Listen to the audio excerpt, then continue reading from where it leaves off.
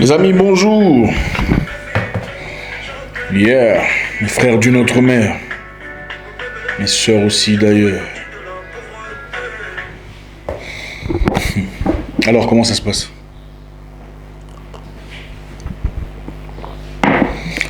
Je me souviens à très longtemps, pendant que j'y pensais. J'étais encore adolescent et je faisais beaucoup de sport. Je partais particulièrement avec un ami, un frère, Nono. On allait faire du basket, du football et beaucoup d'autres sports. Et chaque soir, je rentrais à la maison fatigué, mais surtout mouillé de sueur. Et ma mère me faisait reproche disant, va te laver. Ne reste pas là assis comme ça pendant trop longtemps, de peur que la sueur ne sèche sur ta peau. Résultant ainsi à quoi? À la croissance des corps étrangers, entre autres champignons. Et je n'écoutais pas, j'étais très têtu. Je me souviens, maman et moi, on se prenait la tête pour ça. Va te laver, toi tu es comment? Tu n'aimes pas? Enfin, vous savez, 13 ans, 14 ans. Pas facile, hein, cet âge. Et c'était la bagarre, chaque jour. Éventuellement, quelques temps plus tard, j'ai eu des trucs qui sont poussés sur ma peau. Des champignons. Je suis allé chez mon père pour me plaindre, enfin, pour parler à papa. Ma mère surgit. De nulle part. C'est quoi ça? Ne t'avais-je pas dit de toujours aller te laver immédiatement après le sport? Toi, tu n'entends pas, tu n'écoutes pas, tu es comment? Enfin, vous savez comment ça se passe. Je me suis fâché contre ma mère. Je me suis fâché parce que pendant que maman me parlait, des visiteurs étaient là. Enfin, beaucoup plus âgés, des vieux, enfin, vous savez, des visiteurs de 40, 50 ans. J'ai pas aimé ça. Maman me dit, il faut pas te fâcher. Après leur départ, évidemment. Pourquoi tu te fâches? Il faut pas te fâcher. Il faut aimer celui qui te dit la vérité. Parce que celui qui te dit la vérité, même quand c'est déconfortant, est celui qui t'aime véritablement. Et là, on ne parle pas de ceux qui veulent te nuire. Une personne qui veut vraiment te dire la vérité pour t'aider à faire les bons choix, pour t'aider à ne plus tomber dans les mêmes trous, n'est pas une personne qu'il faudrait haïr. Il faut aimer de telles personnes. Il faudrait plutôt éviter ceux qui te disent toujours ce que tu veux entendre pour te conforter dans ton mensonge. Et c'est vrai, c'est une leçon que j'ai gardée jalousement et que j'ai compris avec le temps parce que beaucoup de personnes aujourd'hui préfèrent ceux qui leur disent des mensonges qui vont dans le même sens que leurs propres mensonges personnels pour soutenir leurs échecs, leurs insuffisances, leurs inconformités. On préfère entendre une personne qui te dit « Oui, tu avais raison, tu vois là, ce n'est pas de... » Ça te fait du bien. Au lieu d'entendre « Non, tu avais tout faux, il fallait faire différemment. C'était ta faute. » Très peu de gens sont prêts à entendre ça. Très peu sont prêts à confronter la vérité en face. Parce que la vérité, c'est comme un lion. La vérité est comme un lion. Le mensonge est comme un lapin. Il faut le protéger quand il court dans les rues, dans les avenues. Parce qu'il risque d'être attaqué par des chats, par des chiens, par des voleurs, par des sans-abri. Mais un lion n'a pas besoin de garde, n'a pas besoin de protection. Il sait comment défendre sa personne, peu importe où vous le placez. Aujourd'hui, je voudrais vous partager, comme vous l'avez vu évidemment avant de cliquer, une information très intéressante. Mais il ne faut pas vous fâcher. Il ne faut pas le prendre dans le mauvais sens. Je pense qu'il est essentiel de voir la vie d'angles différents. Il ne faut pas toujours penser pouvoir voir la vie d'une seule façon et croire pouvoir comprendre la vie. Dans la vie, quelquefois, on se trompe. Quelquefois, on a tout faux. Quelquefois, on voit les choses complètement de travers. Et il faudrait donc avoir des gens qui sont capables de nous dire des choses quelquefois brutalement, mais pour éveiller quelque chose et nous empêcher de refaire les mêmes erreurs. Alors, vous vouliez savoir, évidemment, avant de cliquer, pourquoi les hommes quittent les femmes avec les enfants. Ou encore, pourquoi les hommes abandonnent leurs enfants d'entre les mains de leur petite amie.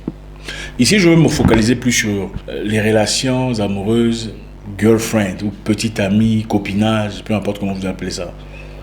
Pas les mariages. Parce que dans les mariages, c'est un peu plus complexe, si pas beaucoup plus complexe. La raison pour laquelle les hommes abandonnent un enfant ou une grossesse, ne cherchez pas de gauche à droite. Il y en a plusieurs. Je vais vous donner les principales raisons. La première, c'est parce qu'elle n'était pas intéressée par vous. C'est pas parce que c'était un salaud ou un connard ou un... Oui, il était peut-être instable d'une certaine façon.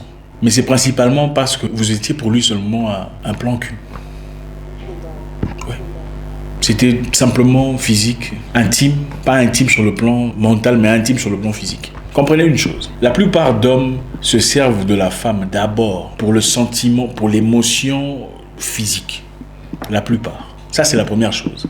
Parce qu'aucun homme ne veut d'une femme qui ne puisse plaire, ou non, dans ce sens-là. Pour être attiré vraiment par une femme, même vouloir épouser une femme, on veut d'abord s'assurer qu'on va passer le reste de sa vie avec une personne qui pourra satisfaire nos plaisirs dans ce sens-là, pour ne pas dire les mots exactement, sinon voilà, cette plateforme est bizarre. Quand un homme te quitte avec un enfant, ou te quitte après lui avoir annoncé que tu étais grosse, ou te quitte après avoir fait le bébé, ça veut d'abord dire qu'il n'était pas intéressé par toi, tu étais son plan cul. Et peut-être que tu ne le savais pas. Je sais que ce n'est pas génial à entendre. Ce n'est pas agréable. Parce que toutes les femmes vous diront, non, on est sortis ensemble et tout ça. Bon, écoutez, vous savez, on pète le plan cul de quelqu'un sans vraiment le savoir. Parce qu'on ne tire pas attention. Parce qu'on n'est pas attentif. Oui. Les femmes jouent leur jeu aussi sans que les hommes ne le sachent. Mais si un homme pense que tu es son plan cul, il n'y a aucune chance de pouvoir renverser la vapeur à travers un bébé.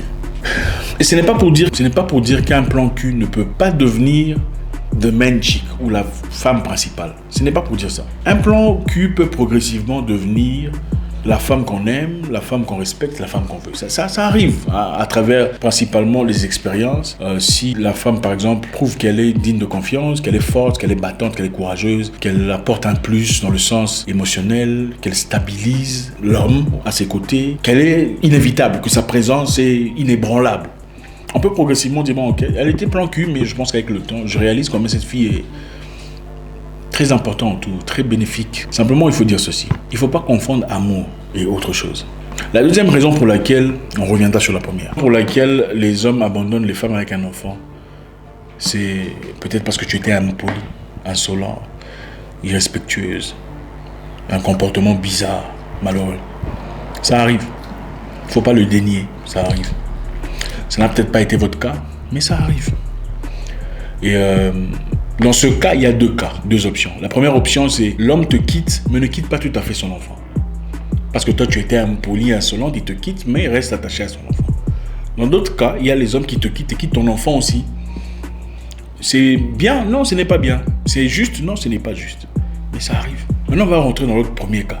Quand un homme ne veut pas de toi, enfin, ça ne veut pas dire qu'il ne va pas vouloir passer un moment d'intimité avec toi. Contrairement aux femmes, généralement. Quand une femme ne veut pas de toi, elle ne fait pas d'intimité avec toi. Parce que ça va déjà à l'encontre de sa personne. Pour les hommes, ce n'est pas toujours valide. L'homme trouve ses actes comme boire du Fanta ou un Coca ou un hamburger. Bon, ça ne veut pas dire que voilà, il va faire de l'hamburger sa nourriture principale. Bon, il a juste mangé un hamburger. Pour les femmes, en tout cas pour beaucoup de femmes, ce n'est pas le cas. Pour les femmes, quand la femme s'offre à toi, elle le fait vraiment avec tout ce qu'elle a. Pour beaucoup de femmes, pas toutes les femmes, parce qu'on sait qu'il y a des femmes ici qui ont des hybrides. Hybrides. Pour les femmes, souvent quand une femme s'ouvre à toi sur le plan intime, c'est parce que, après mûre réflexion, elle a pensé que tu en valais la peine. L'homme, beaucoup d'hommes en tout cas, peuvent prendre même même, peu importe. Du moment qu'il a passé 2 minutes, 3 minutes de... Voilà, ça passe. Maintenant, il faut savoir se prémunir au lieu de juger la situation. Au lieu de dire, ouais, c'était un salaud, c'était un con, tout ça. Dites plutôt, je me suis trompé. Au lieu de dire, bah, il s'est foutu de ma gueule. Attendez, très souvent, si vous regardez méticuleusement, vous êtes consciente, vous serez consciente si vous ne l'êtes pas déjà, que ce monsieur ne s'est pas vraiment investi dans cette histoire, comme vous l'avez fait, ou comme une personne normale le ferait. Ou s'il s'est investi, il a fait beaucoup trop vite, beaucoup trop fort, de manière beaucoup trop importante. Comprenez une chose, quand il n'y a rien, il n'y a pas d'investissement, ça veut dire que ce n'est pas correct. Quand il y a un peu trop d'investissement, ça veut dire que ce n'est pas correct. Les deux extrêmes sont très dangereux. Quand quelqu'un vient sans vraiment venir, ça veut dire qu'il y a un truc qui cloche. Quand quelqu'un vient de trop, bonjour lundi, mardi, bonjour, mercredi, bonjour, ça veut dire qu'il y a quelque chose qui cloche.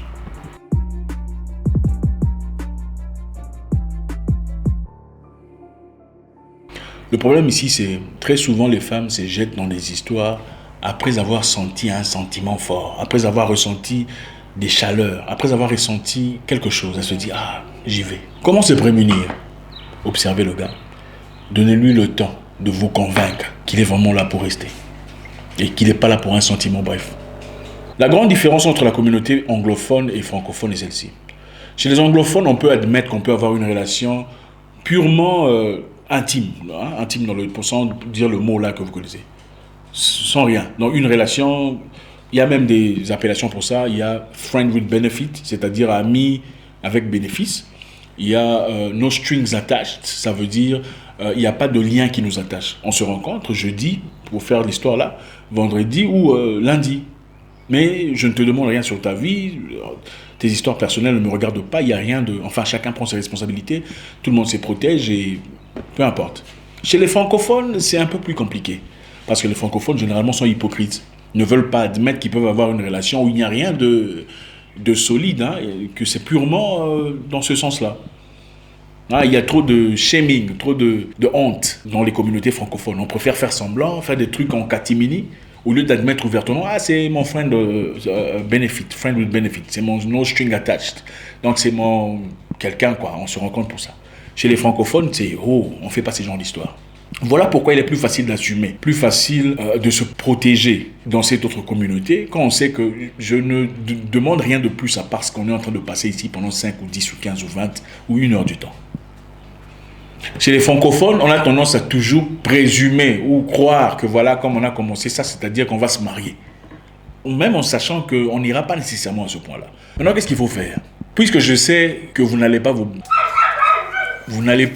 abstenir, je vous encourage de vous protéger. Protégez-vous pour savoir si vraiment monsieur veut aller à ce niveau-là. Dites-lui, écoute, on va se protéger jusqu'à ce que tu iras voir mes parents. Alors là, on va faire ce que tu as envie de faire. Non, on va parler sans langue de bois, hein, parce qu'on aime trop l'hypocrisie. Je vais vous dire la vérité. Dites-lui, on va se protéger. Quand on va sentir que maintenant tu es prêt à aller voir mes parents, et puis on verra ce qu'on pourra faire après ça. Regardez combien de messieurs vont vous quitter. Et croyez-moi, tous ceux qui vous quitteront pendant cette époque-là sont des gens qui ne voulaient pas être avec vous pour de vrai. Pourquoi je choisis de vous dire de vous protéger? Parce que je sais que vous n'allez pas vous abstenir.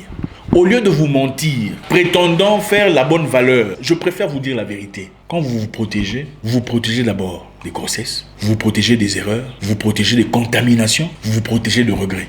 Et croyez-moi, si vous cassez avec une personne avec qui vous êtes toujours protégé, ça fera moins mal que casser avec une personne avec qui vous êtes allé comme ça, comme ça. Ça, c'est la règle. Vous le savez mieux que moi.